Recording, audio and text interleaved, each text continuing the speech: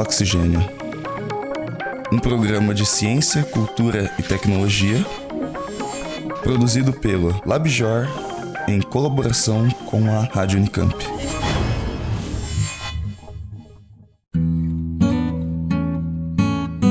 Sou mineira e não nego minhas raízes. Eu vou falar um pouquinho dos mineiros nascidos nas terras gerais, principalmente os mais simples, que residem nas roças, sempre usam o uai para perguntas e respostas, tipo: uai, compadre, como tá passando você e tua família? O compadre responde: uai, compadre, tamo bem. A forma de amar e se sentir feliz em receber alguém em casa, e assim seja na cidade ou na roça. Entra, senta, toma um cadinho de café. Aí chama a esposa: mulher, traz um moca. Moca quer dizer café. O cafezinho já tá no bule, quente, em cima do fogão a lenha. E sempre a forma deles conversar é: como vai você? Para modo você ficar bem melhor, mais confortável. Senta um cadinho, bebe um cafezinho e começa a prosa boa. Então, compadre, da moda do caso, quando eu casei com a Maria, sabe, coisas desse tipo.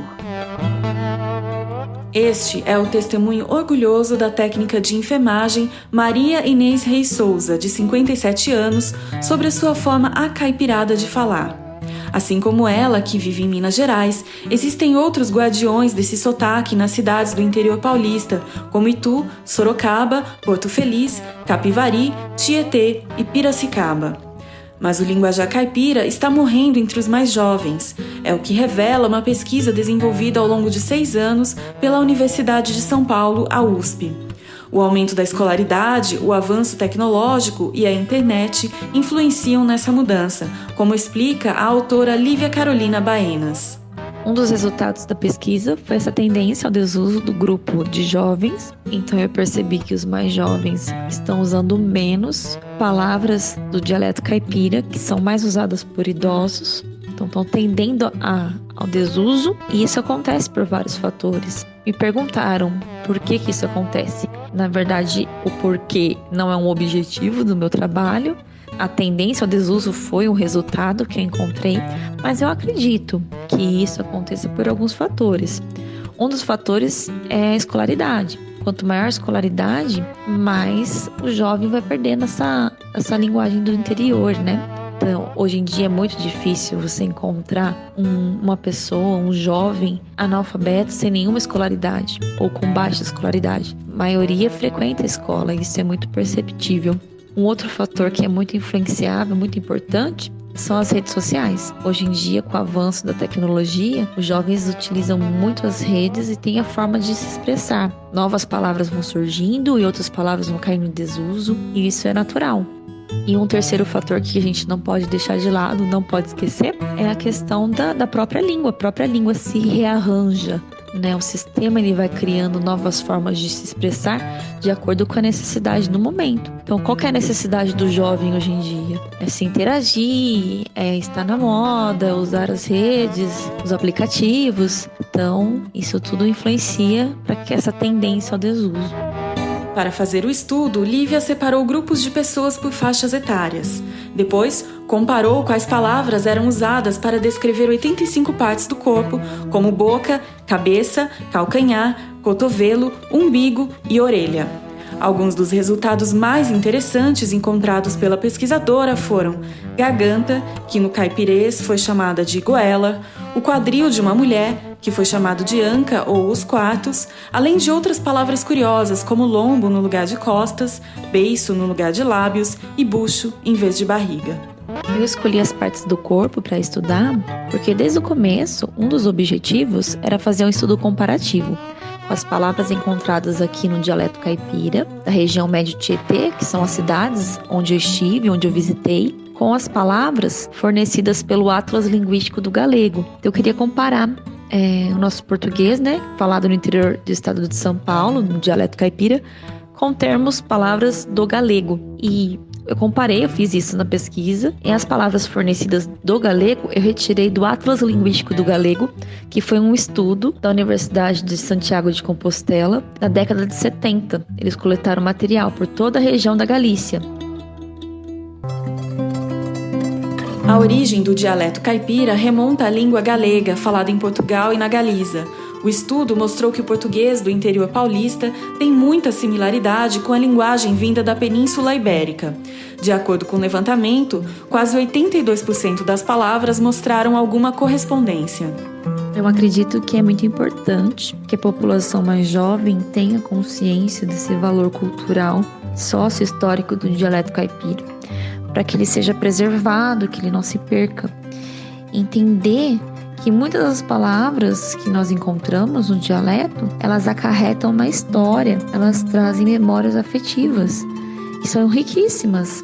E os pontos coletados também, as cidades onde o dialeto ele é mais evidente, são importantíssimos para a história do povo, para a história do povo paulista, porque eram rotas dos bandeirantes. É necessário que tenha um movimento de conscientização desses jovens nas escolas para entender que é uma forma de se expressar, é uma variedade de língua que tem que ser mantida, que tem que ser preservada, até mesmo vista como um patrimônio cultural, antes que se perca.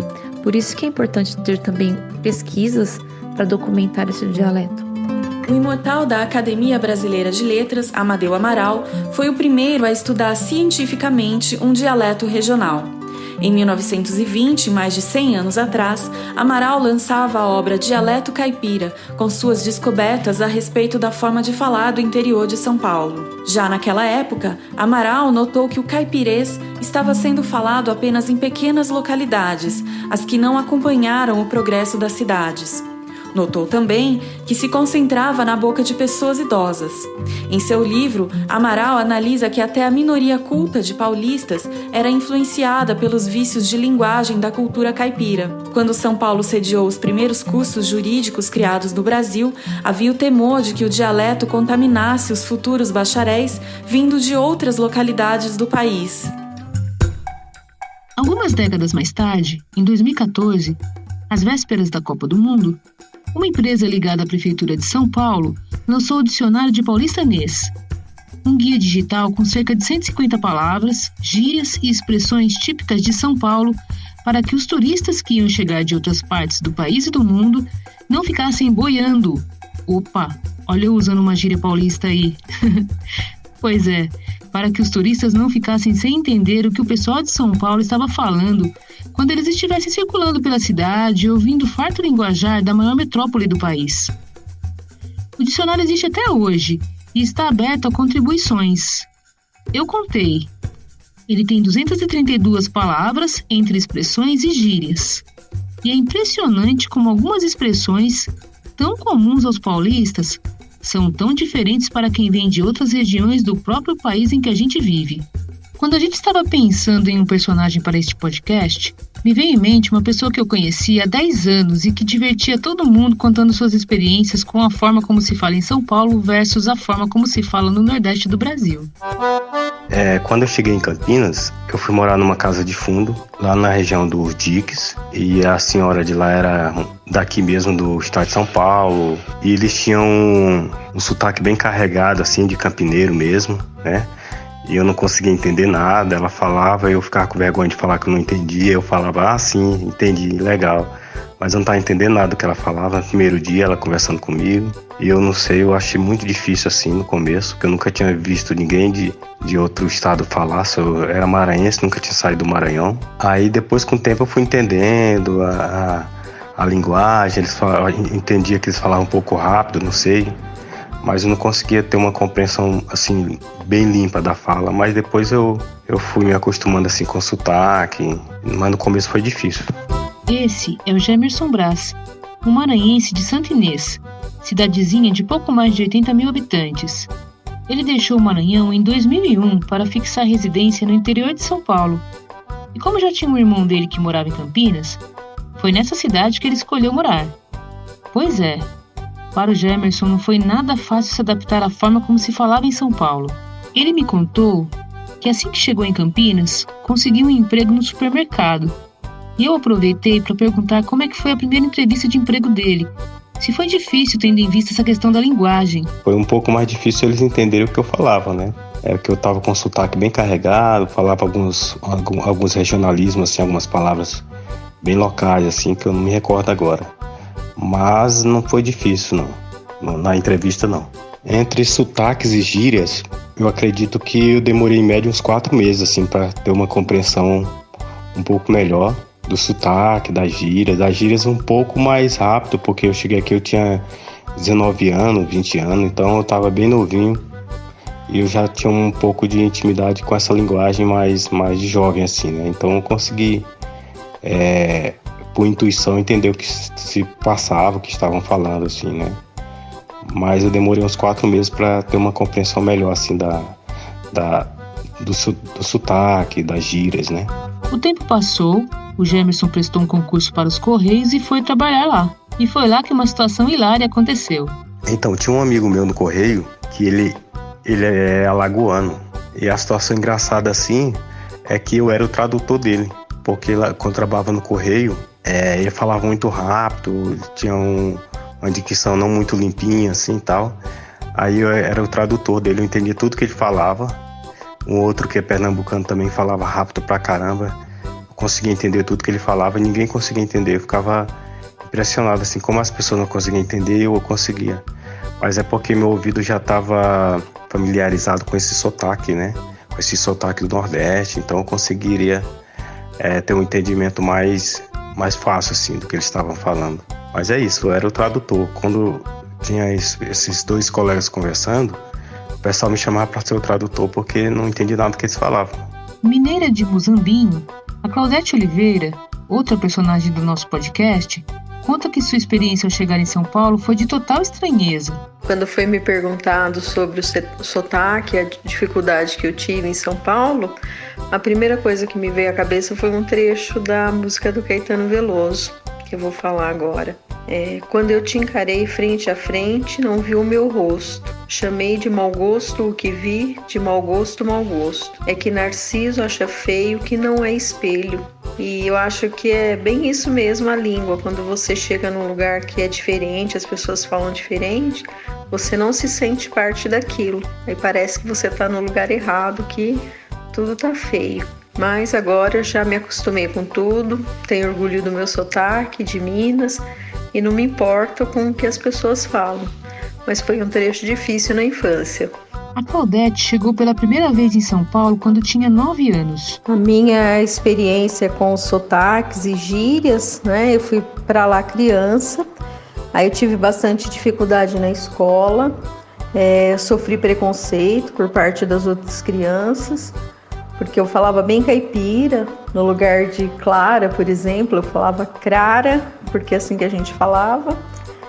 E as crianças às vezes riam de mim, então foi bem complicado. E às vezes eu tinha a ajuda da professora.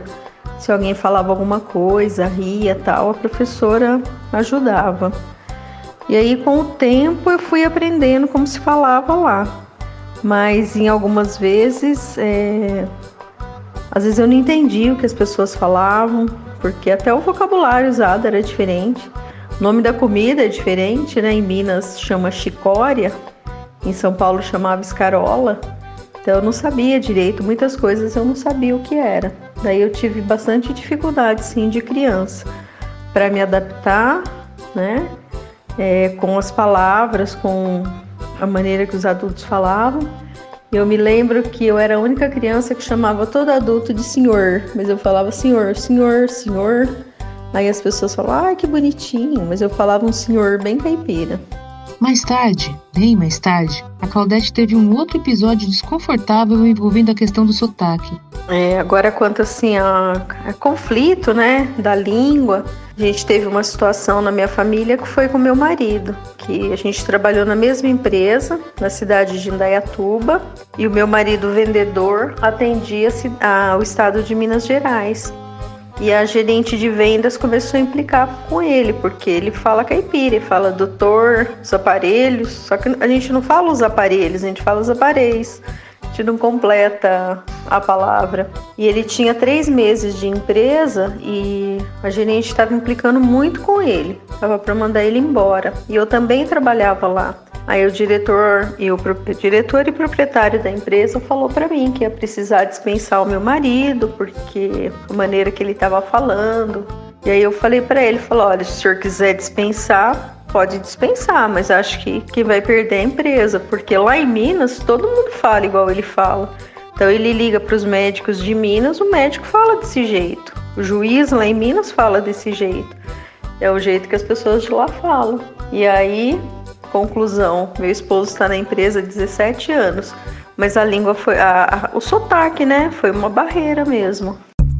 Atualmente, tanto a Claudete quanto o Gemerson estão muito bem adaptados em São Paulo e até usam seus regionalismos como uma forma de descontrair nas conversas em rodas de amigos. A dificuldade que eles sentiram quando chegaram em São Paulo é a realidade de muita gente. O último censo do IBGE, que é de 2010, aponta que no país inteiro, cerca de 26 milhões de pessoas residiam fora do estado em que nasceram, e São Paulo concentra a maior parte desse contingente. São 8 milhões de brasileiros vindo de norte a sul do Brasil. Uma verdadeira Babel. Tanta variação linguística faz de São Paulo um outro Brasil, menorzinho e cheio de encanto e riqueza cultural. A gente pode pensar que uma língua, uma comunidade linguística é como um ecossistema, né?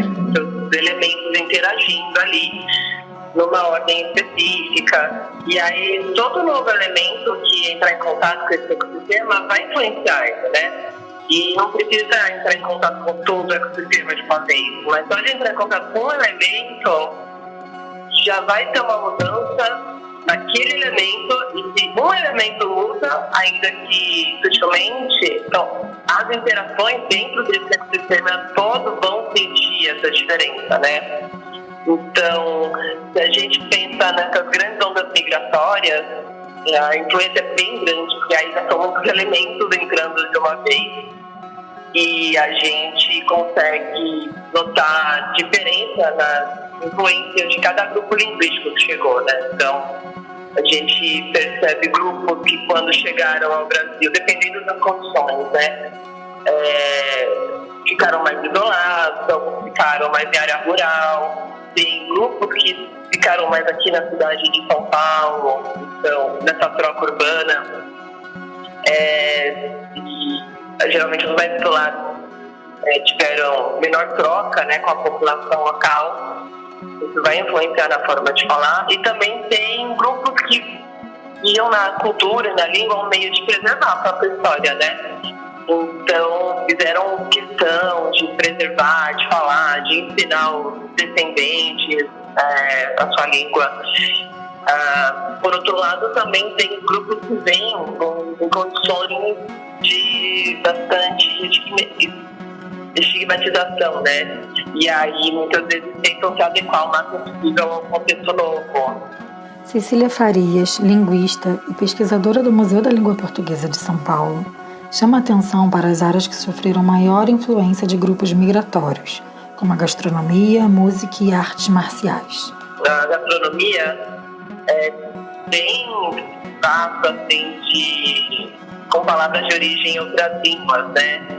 Então a gente está muito acostumado aqui para falar de pizza, chopp, sushi, birra, kibe, glacê, né? São exemplos. Tem até uma experiência aqui do museu que chama Palavras Cruzadas, que é exatamente sobre palavras que estão no nosso cotidiano e aí vai mostrando a origem dessas palavras. Uma experiência é Palavras Cruzadas. Na música a gente vê muito termo do italiano, né? Piano, por exemplo, é uma palavra do inglês, um pouco do espanhol também. Quando a gente pensa em artes marciais, né, as primeiras coisas que vem à mente são palavras de povos do leste asiático, como judô, karatê, taekwondo. Então a gente pode perceber uma espécie de especialização digamos, a influência de acordo com a esfera da vida, né? O contato linguístico não só influencia as palavras, que muitas vezes são inseridas no dicionário, como também os sotaques, gírias e linguagem coloquial. A pesquisadora conta que o costume do paulistano de unir duas palavras sem concordância, como o conhecido um chups e dois pastel, provém do italiano, que não utiliza a letra S no plural.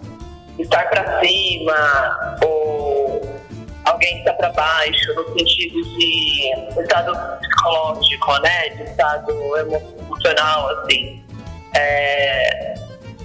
Vem de uma expressão que tem a ver com o corpo, mas a gente não pensa muito como gíria. E a gíria é isso, né, também. É uma criação nova, é uma significação, às vezes, de uma palavra antiga, e com o tempo a gente vai assimilando como parte da língua essas novidades. O tempo todo a gente está criando novidades, algumas vão continuar e outras vão voltar. As gírias, elas marcam muito o grupo social, então elas podem ser grandes ferramentas de identificação social, de identificação com um grupo, né? Inclusive, às vezes, acho que existe um engano meio frequente de associar a fala de menos prestígio social, mas mesmo grupos mais letrados têm a sua gíria, sabe? As suas formas de falar, as suas expressões próprias, né? E a gíria seria isso, essa forma própria de falar um negócio. Tipo os jargões do pessoal do direito, que colocam os latinismos ali, que mais ninguém usa, é só naquele meio que se usa.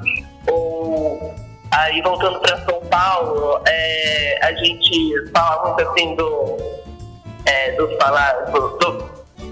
da galera da Berrini, da Faria Lima, e aí que coloca um monte de termos em inglês para palavras que a gente super tem em português.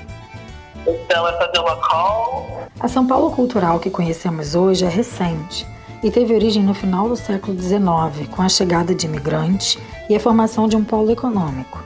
Mas não se pode esquecer que a identidade local começou com a influência dos povos indígenas que aqui habitavam e tinham uma base tupi muito forte.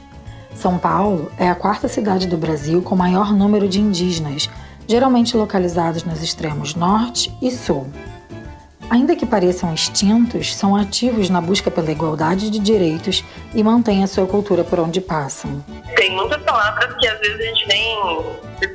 Coisas como animais, coisas da natureza, alguns alimentos a gente associa com facilidade, né? Mandioca, maracujá, jaguatirica, coisas assim. Mas também tem outras do cotidiano, como pipoca, mutirão, pichain, que a gente nem sabe que é de origem tupi, né?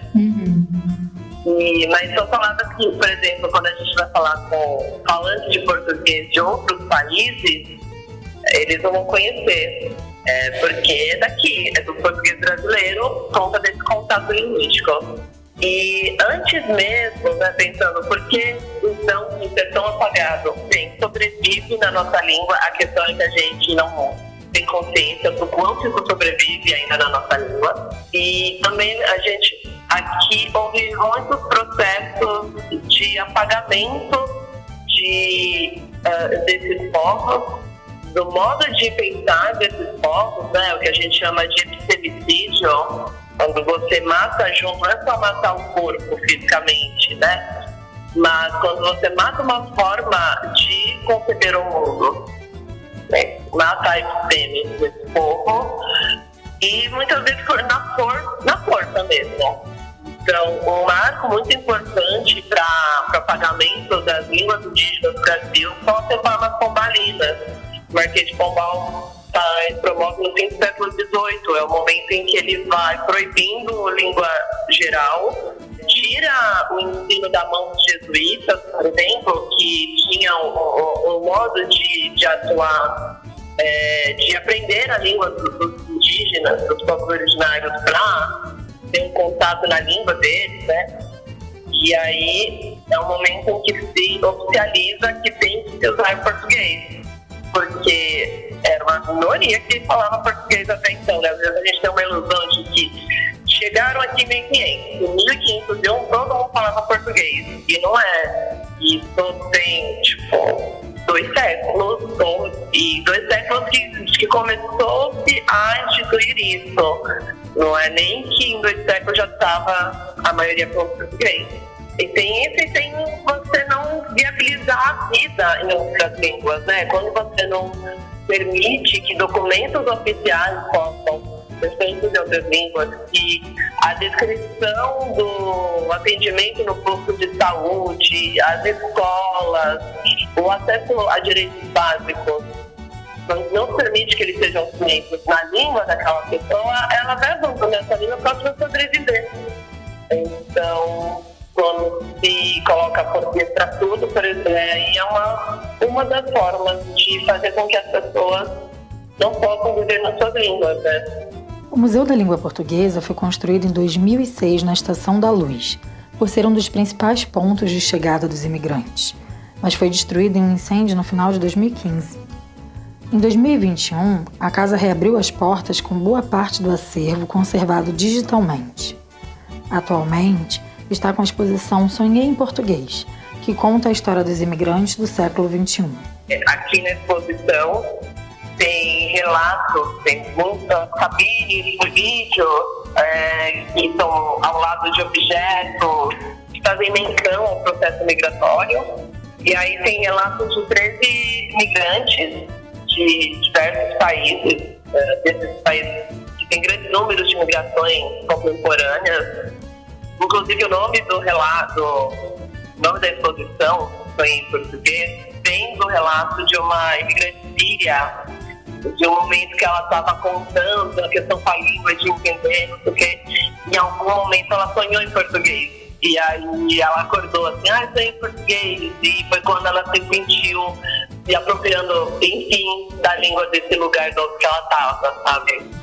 E é uma exposição que foca, eu sinto ela muito focada na vivência do imigrante. A pesquisadora explica que as palavras são importantes porque podem ativar muitas coisas, como as feridas ou o fortalecimento da identidade, intensificando as relações de poder. Pensar por que tanta gente fala português nesse país e por que a gente tem uma briga tão grande entre as formas de falar, sabe? Uma normatividade tão grande. Por que a norma padrão é tão distante, muitas vezes, do que a maioria da população fala? Porque a gente tem uma relação de poder de quem é que define qual vai ser essa norma padrão a ser seguida, que é uma minoria, que não está levando em consideração o que a maioria está falando. Então, acho que esse conflito da nossa língua é algo que a gente tem que se perguntar, né? Por que é assim? Cecília finaliza a nossa conversa alertando que, para valorizarmos a língua portuguesa, é preciso valorizar os falantes. Exposições, livros e expressões artísticas são consideradas boas ferramentas, contanto que não criem uma imposição sobre como as pessoas devem agir. Exposições de museus, fazer produções artísticas que valorizem, que entendam o valor dessa diversidade de pessoas e suas formas de falar, publicação de livro também. Então, coisas que mostrem a importância desses falantes e também criar um ambiente em que as pessoas possam usar a língua, né, a sua forma de falar sem estigmas sociais, para que elas possam escolher estudar na sua língua, pensando nas outras línguas além do português que são faladas no Brasil, que elas possam escrever na sua língua, que elas possam se sentir cidadãos plenos na sua forma de falar e não menos humanizados porque não falam como um livro mandou falar.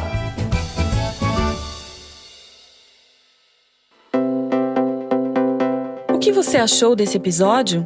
Deixe um comentário. Estamos no Instagram e no Twitter também. É só procurar por Oxigênio Podcast. E no Facebook estamos com o podcast Oxigênio. E se você gostou, compartilhe o episódio com seus amigos. Esse roteiro foi feito por Fernanda Cruz, Luciene Telli e Patrícia Belas. A edição é de Rafael Oliveira, bolsista apoiado pelo Serviço de Atendimento ao Estudante da Unicamp. Este episódio faz parte da série Cidades, uma atividade da disciplina Oficina de Multimeios do curso de especialização em jornalismo científico do LabJOR. A coordenação do podcast é da professora Simone Paloni.